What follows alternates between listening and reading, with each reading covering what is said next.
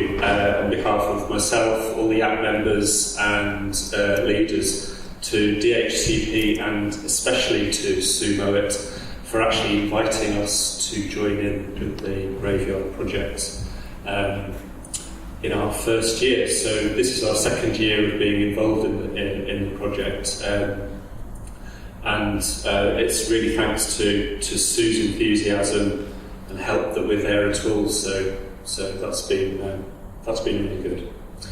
So the word fun is prominent in the title of the presentation, but participating in any dig is hard work. There's plenty of tedious and boring jobs needing doing, such as the hour we spent yesterday clearing the leaves from the trenches.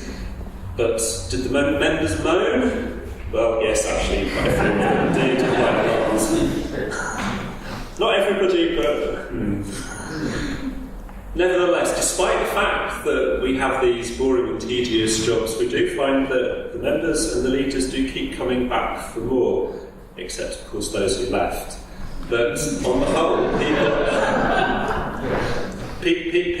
people are still coming, so there must be something enjoyable about it. Right, so 10 things that you can do.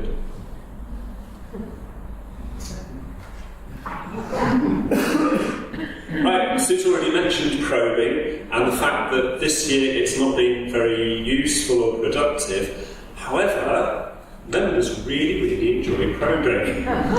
If people get fed up with troweling or recording, you can say, oh, go probe over in that area for 10 minutes and see if you can find anything, and they really enjoy themselves.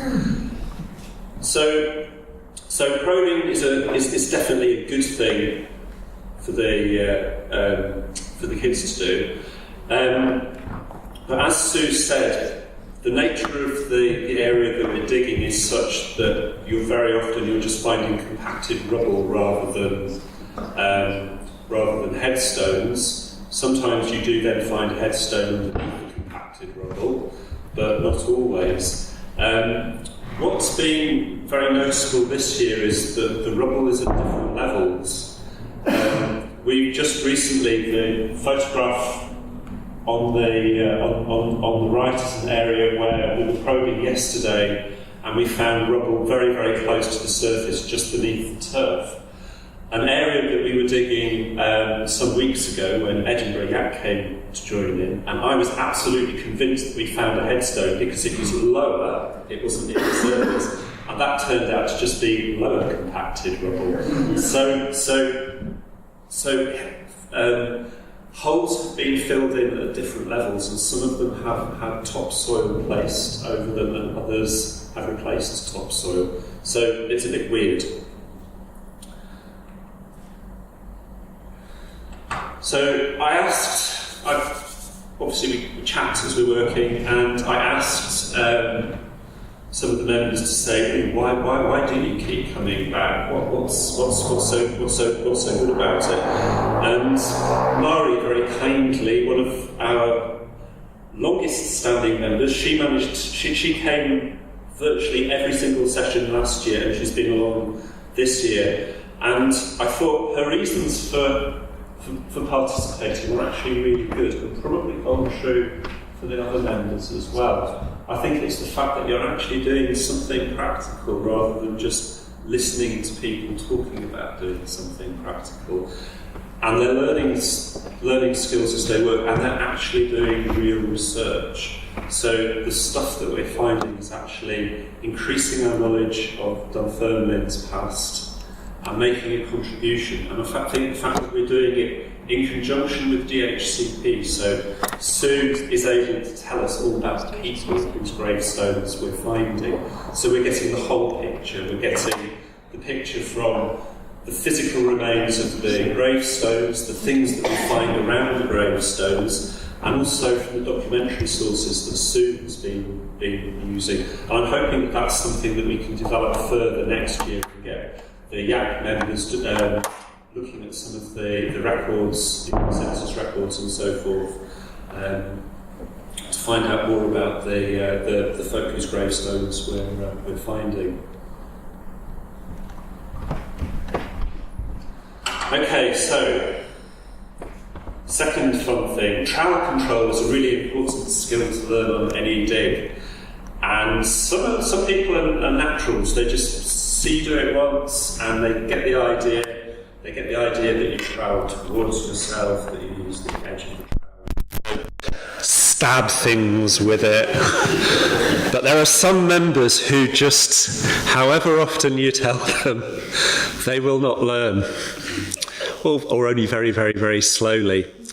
And we've got one member who is actually a budding geologist who's making do with archaeology, and he just loves smashing bits of sandstone with his trowel, which is fine because it doesn't matter. And he does it well away from the trench, but...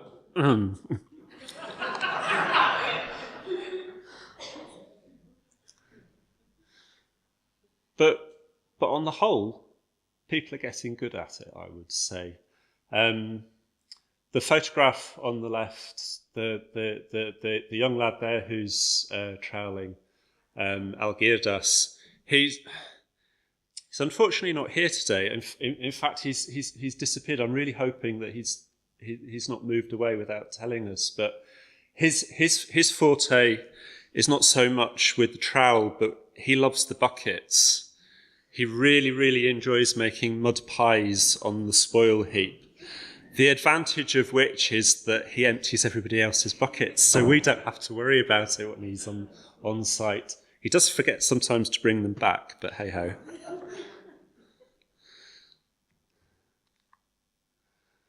So I also asked leaders why they keep coming back. I mean, it's quite a demanding thing to do when you're working on the dig week after week. During the winter months, we only meet once a month, but during the summer and the autumn, when we're working on the dig, it's at least once a week, and during the summer, 2 or 3 times a week. So you'll notice here, especially excited about human remains. That seems to be a common theme, actually. Our most recent leader just happened to be walking past the site one day and asked what we were doing, and immediately said, "Can I join in, please?" And explained to me that she actually has an academic background in mortuary practice in Scotland, and so ideally suited to take part. And she immediately came around and gave me a big hug because I said yes. So interest in human remains is definitely something there for the leaders. And it's also been very interesting to see how the young people react to finding human remains. Last year we found very, very few bits of people, just a few finger bones and teeth. This year, although everything is disarticulated and clearly very, very messed about with, and a lot of things are literally just below the turf, we found lots of skull fragments, pieces of jawbone, leg bones and so forth. And it's been very interesting to see that the members don't really seem to have any problems with that at all, and in fact get quite a lot out of learning to identify which bits of a person they've just discovered. So that's been interesting, and it's quite a contrast with some of the people who pass by, because we're in such a prominent position within the town. We get a lot of tourists and locals walking past. Some say, "Oh, you should be sending all the human remains off to a lab for analysis and DNA analysis and all this sort of thing." And others sort of scream and run away and say, "Oh, I couldn't possibly do that." So you get quite a variety of reactions.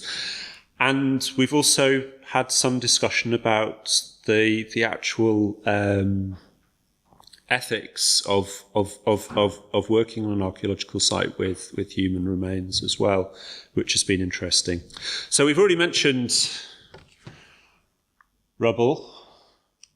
Oh, I need to point that way, don't I? Yeah, okay. Rubble is a big part of our lives at the moment. These photographs demonstrate some of the rubble that we've been finding right on the surface. The top right hand is where Edinburgh Yak was digging, and I thought there was a grave stone some weeks ago. There was lots of small fragments of rubble, but also quite a lot of human bone mixed in with it, quite large fragments of human bone mixed in, very compacted.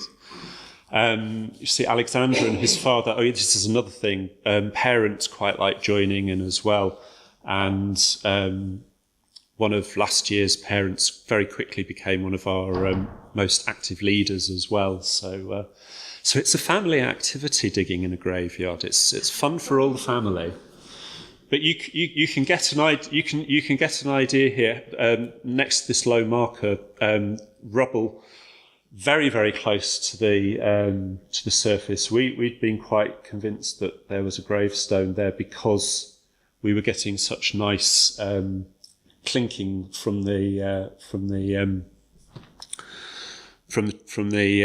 probe, but it was not to be. But we do find things that aren't stones. So the usual stage is a new member comes along, everything they find is a stone, but they think it's something interesting. And then they get to the point where they start finding interesting things, and they can tell the difference, which is really useful. So sometimes it's really obvious that it's not a stone. I'm colourblind, but I'm assuming that that's quite a violent colour, the tile there. So we're also finding quite a few nails. Last year, the nails we were finding were very definitely large ones that had been part of constructions, I would say, holding bits of building together. This year, we're finding a lot more smaller nails, which we like to at least pretend might come out of coffins, even if they didn't really. And we have found a few handles as well, which, again, they may not have, but we like to think that they were coffin handles anyway. Who knows? They may be. Young folk are really good at finding small things as well. So these are all large photographs of small things that we found. We found quite a lot of fragments of decorated glass this year, spread over the site, but a lot of it with the same pattern on. And I'm hoping that at the end of the season, when we actually start processing the finds properly, we really just treat all the finds as bulk finds. We'll be able to see if there's actually a complete pattern that we've got there. We've been finding buttons as well. So we've got a horn button in the top and two metal buttons underneath. I think what we're finding is a mixture of domestic rubbish that has got mixed in with the rubble and stuff that's been used as fill in the graveyard, and domestic stuff. Well, sorry, industrial stuff and domestic stuff. So we've actually found two thimbles this year, which really quite surprised me, and they were really difficult to spot as well. And you can see at the bottom two of our members sorting finds, so they're just sorting finds by type. I think that was at the end of a 3-day session, so there was quite a lot of material. But we're still finding a lot of burnt material, a lot of burnt coal, ash, and quite often it has stuff that looks to me like industrial slag as well. So I'm not sure where that's been coming from.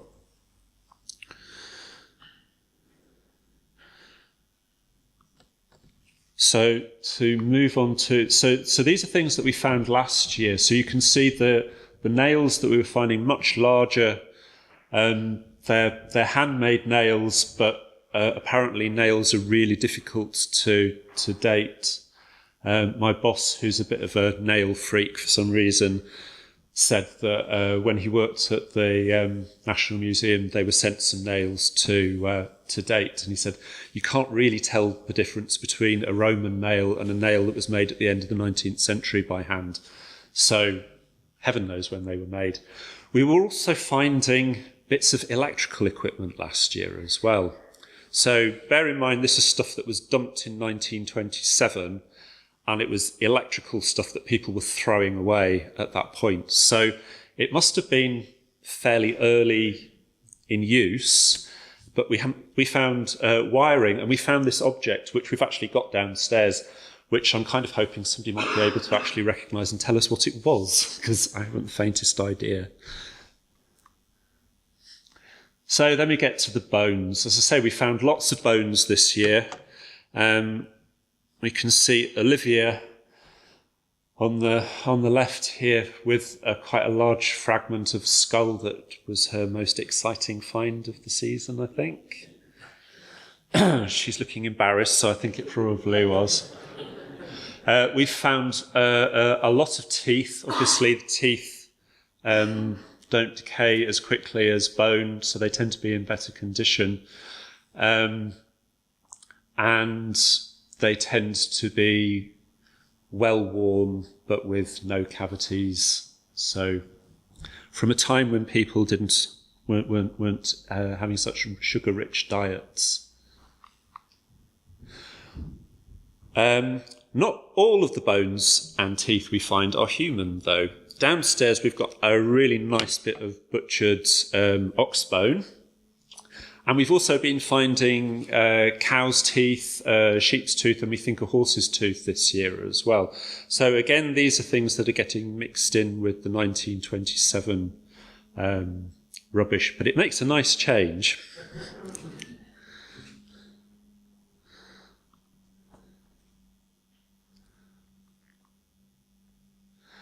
Yeah, so as well as using trowels, I mean, Sue mentioned a few of the variety of tools that you can use for cleaning gravestones once you've uncovered them. Obviously, they're really, really muddy when you find them. And as they're being uncovered, we do tend to stamp on them rather a lot, so the mud gets quite compacted on them. So the members really, really enjoy picking out the details on the gravestones using toothpicks, toothbrushes, nail brushes, and similar. The stone that the three members there are working on, I think Erin said that she'd spent about 10 hours cleaning that stone because it was a particularly bad one, but it's a really, really interesting stone. We've got a photograph of it downstairs, so I would definitely recommend coming to have a look at that. This year, we've also done a bit more on the recording side of things. So last year, we were plane tabling. This year we've got a planning frame as well, and some of the members, helped by Naomi, have been doing 1 to 10 drawings of some of the stones. The one on the right is the one that was being cleaned, and it appears to be a stone that's been used twice in different orientations. So it's been one way up with one pattern, then somebody has removed part of the pattern, turned it the other way up and put a new one on it. So it looks like it's been used twice, which is quite interesting. Recycling seems to have been quite a popular thing to do in the graveyard. So the other thing that we've been doing is using a plane table that was very generously lent to us by HES last year. It's a relic of the Scotland's Rural Past project. So I think, Alan, you gave it to us, didn't you? Yeah. And it's been really, really useful, especially as one of our leaders is a trained draftsman as well, and really, really good at it. So you can see him working there. Not only is he really good at it, he's really good at explaining how to use the plane table, and people seem to enjoy it as well. So we planned the stones last year, and we're doing the same this year. I've mentioned a couple of times that Edinburgh Yak came and visited, and this is a short video that we made of the day of their visit, which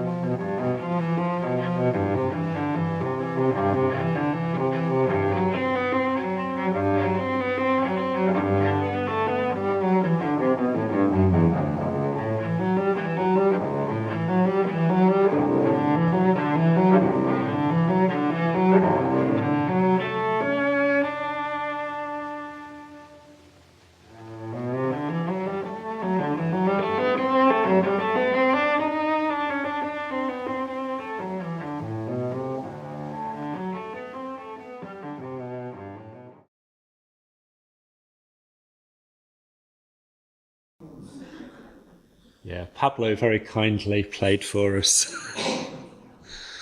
which is appropriate as he's dead. So.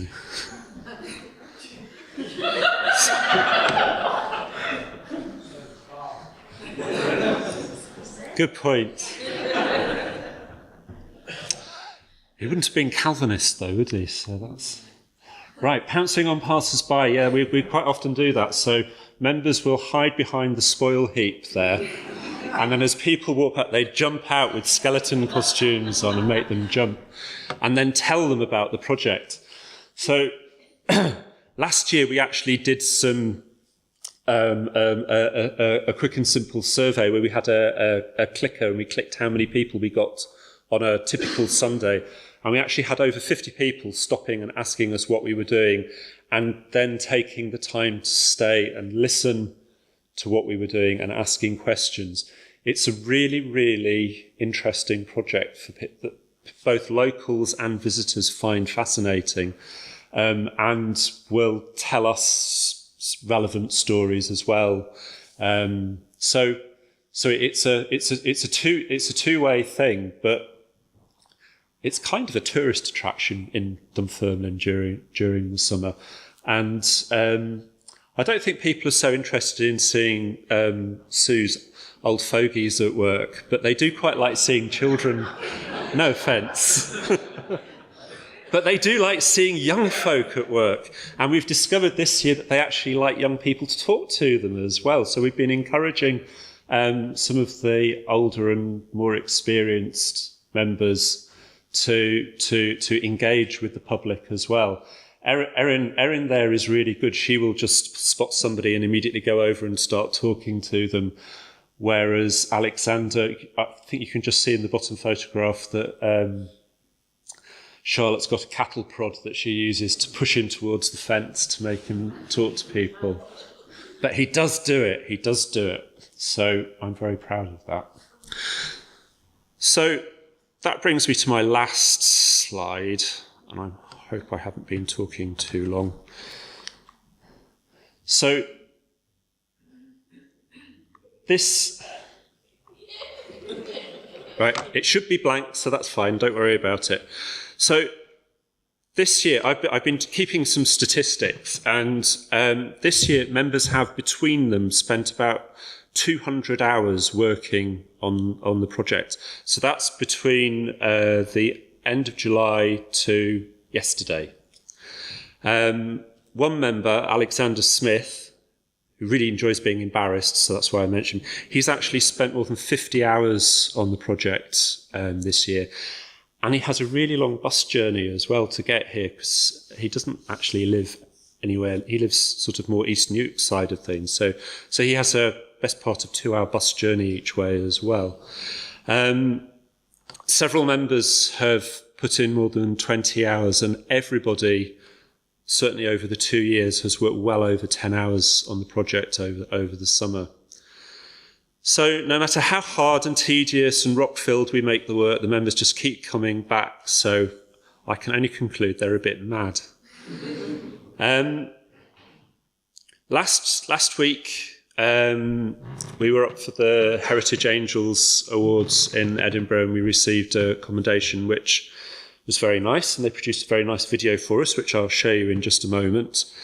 But my own personal feeling is that the results of competitive awards are somewhat arbitrary and false. I mean, nominations are a bit of a lottery. I mean, I nominated us, and I only did it because people kept telling me to, because there hadn't been many nominations for the Heritage Angels Award, and there wouldn't be enough people for the shortlist. So I nominated us. And how can one fairly judge one project against another anyway? And indeed, why should they be judged against each other? Heritage projects aren't a competition. People aren't trying to make their project better than the one next door. We're all trying to contribute to the knowledge of the heritage of Scotland. So what I think and hope is far more significant for our members is the Heritage Hero Awards scheme that Archaeology Scotland has been piloting over the last 12 months, and which Kate Fowler, who Still pregnant? Had a baby yet? I don't know. On maternity leave at any rate. So she's not here today, unfortunately. It's an award truly earned by hard work, learning and applying new skills for the benefit of the community. And that seems like something really worth aiming for and a true achievement for our YAC members. So I'm immensely proud that so many of our members have put in the hours and made the commitment to the Graveyard Project to earn the awards that they'll receive today. And I'd like to say well done to Archaeology Scotland for starting that up. It's really appreciated. But we'll finish with Heritage Angels because they did such a nice video for us and it sums up the project very nicely. And we definitely need sound.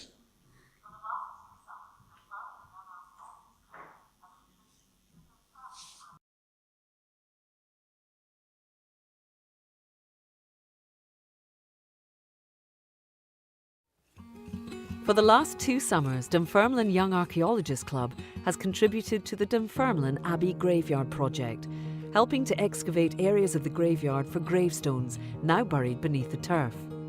The young people have shown extraordinary commitment to the project, giving up time during the summer holiday to work long hours to contribute to an improved understanding of Dunfermline's past and the graveyard in particular. Members have learned to excavate with trowels, to recover and process small finds, and to clean stone monuments and their inscriptions.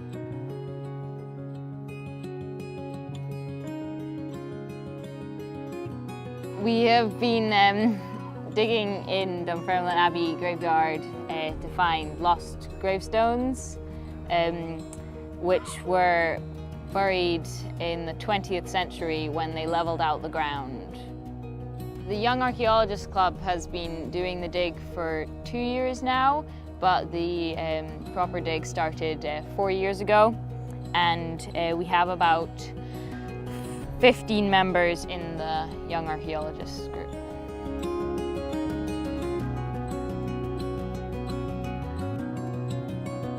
Each year we give a report to Historic Environment Scotland, and so they put the information together and then it's available to the community. And also whenever we're out here doing the dig, locals and tourists always stop by to see what we're doing and what it's about.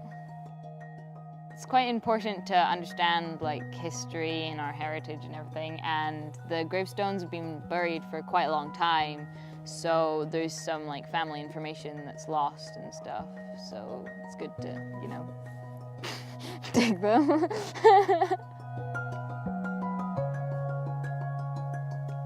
The biggest challenge was probably like not losing your mind when you're digging and you can't find anything, like because you do find the small bits and pieces of like pottery and everything, but when you're not finding gravestones, sometimes you don't really count that as a proper find, and also it's quite hard in some of the bad weather.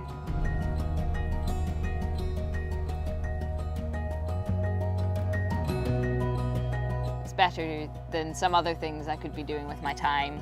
It's also quite good to know that you are helping people understand about the past, and you can make more sense of things that happened back then by doing this.